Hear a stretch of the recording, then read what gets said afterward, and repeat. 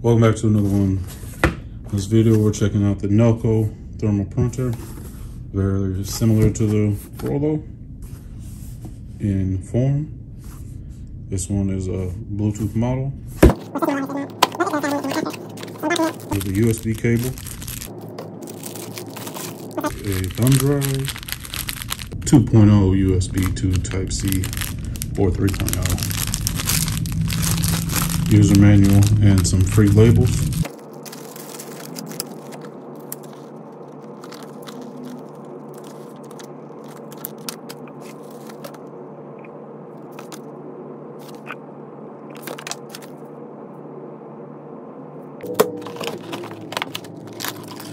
Power supply. Nice long cord.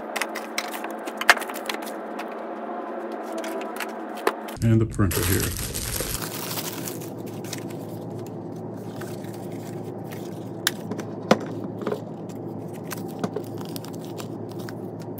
And just out of curiosity, I'd like to compare it side by side with the Rollo.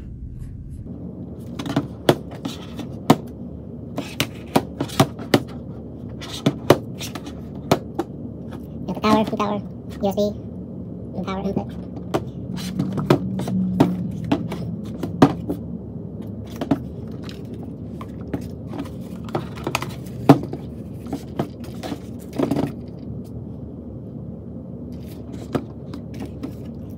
Okay, so I'm gonna go ahead and load this one up and get it started.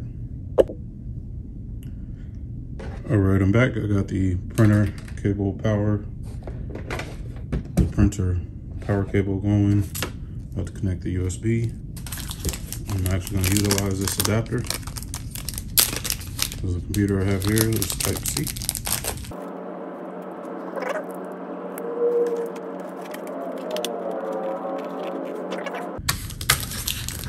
And I guess I should have done this first because there's only one adapter. But I can't imagine actually needing this. So we'll hold on to that and see. We'll switch over to the computer and what's up.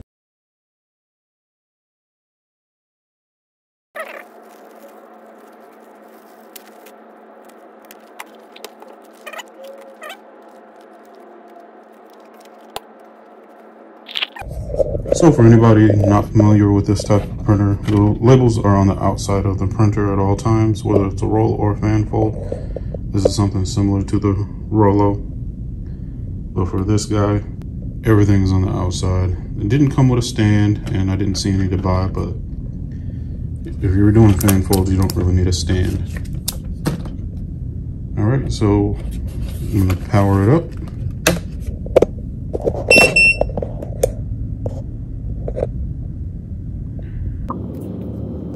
And according to their little quick start sheet or usage tip, you should recalibrate every time you switch to paper size. They want you to use at least 4 consecutive sheets. Hold the feed button until it beeps once, and then release, and your calibration is complete.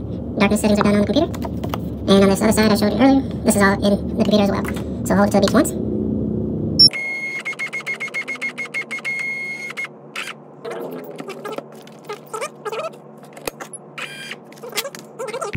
Go ahead and put their USB into the adapter that I have the printer in. I'm gonna connect that.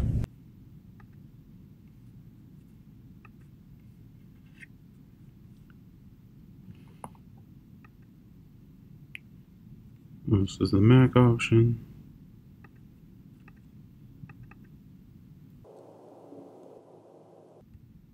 Fast installation.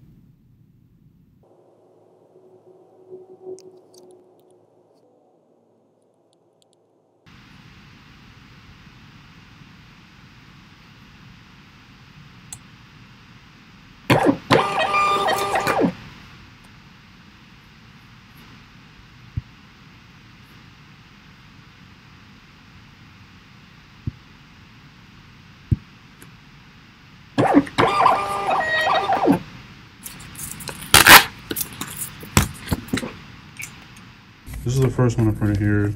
It did, actually, this is the first.